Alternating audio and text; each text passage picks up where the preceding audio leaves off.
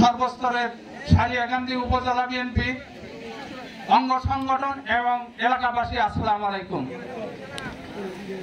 আমি আজকে আপনাদেরকে আহ্বান জানাবো 2001 সালে আমাদের আজকের প্রাণপ্রিয় নেতা আলহাজ কাজী রফিকুল ইসলাম সারিয়াকান্দিতে এই বহাল ইউনিয়নের সর্বোচ্চ ভোটে আমরা তাকে নির্বাচিত করেছিলাম। আমরা আলহাজ কাজী রফিকুল ইসলামের নেতৃত্বে আমরা বহাল ইউনিয়নের প্রতিটি ঘরে ঘরে বিএনপির বার্তা তার বার্তা পৌঁছে দিয়েছি। আজকে আমরা গর্ব ভরে বলতে চাই, আমরা বহাল ইউনিয়নে যারা নেতৃত্ব দিয়েছি, আজকে অনেক নেতৃবৃন্দ, বৃদ্ধ নেতৃবৃন্দ আজকে আমার সামনে এখানে উপস্থিত আছেন।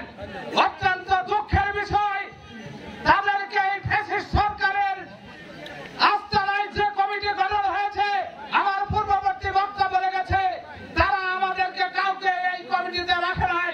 সেই সমস্ত নেতারা আজকে এখানে বসে আছেন। আমার কাছে বিভিন্ন ভাবে তারা বলেছেন, আমরা গর্ব করে আমার এমপি মহোদয়কে বলতে চাই, আজকে বহালবাসীর কাছে শোনেন, আমরা 46 বছর হলো বিএনপির নেতৃত্ব দিচ্ছি, কিন্তু একটি লোক যদি আপনার লোকের বদনাম করতে পারে, আমরা যে শাস্তি দিবেন আমরা সেটা মাথা মাথা নেব। আজকে আপনাদের কাছে আমরা বলবো, আপনি আজকে আপনার পরীক্ষিত লোকদের দেখে যান, আর যারা ফ্যাসিস্ট সরকারের যারা কমিটি দিয়ে এসেছে, তারা এখানে কিভাবে চাঁদাবাজি, ভয় দখল বিভিন্ন কাজে লিপ্ত হয়ে পড়েছে। আমি তাদেরকে ধিক্কার জানাই। আমাদের ভোট, আমাদের বিএনপির ভোট আপনারা নষ্ট করেন না। আর আপনাদেরকে আমি বলবো, আপনারা ওদের ছত্র ছায়া দেন না। আপনাদের জমি আপনারাই পাবেন। আমাদের প্রধান অতিথির জন্য দোয়া করেন।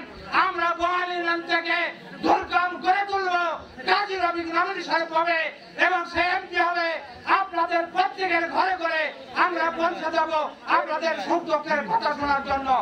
আজকে আমি আপনাদেরকে আহ্বান জানাই, আমার নেতা এখানে এসেছে, আমি আপনাদের কাছে বলবো, আমরা বহাল ইউনিয়ন থেকে বলবো, আমরা দক্ষিণ সারিয়াকান্দির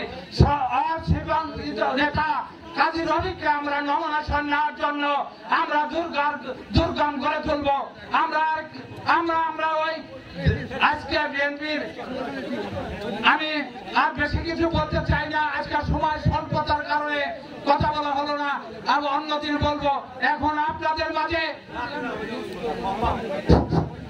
সমাজ এলাকাবাসী দয়া করে আমরা সবাই একটু বসে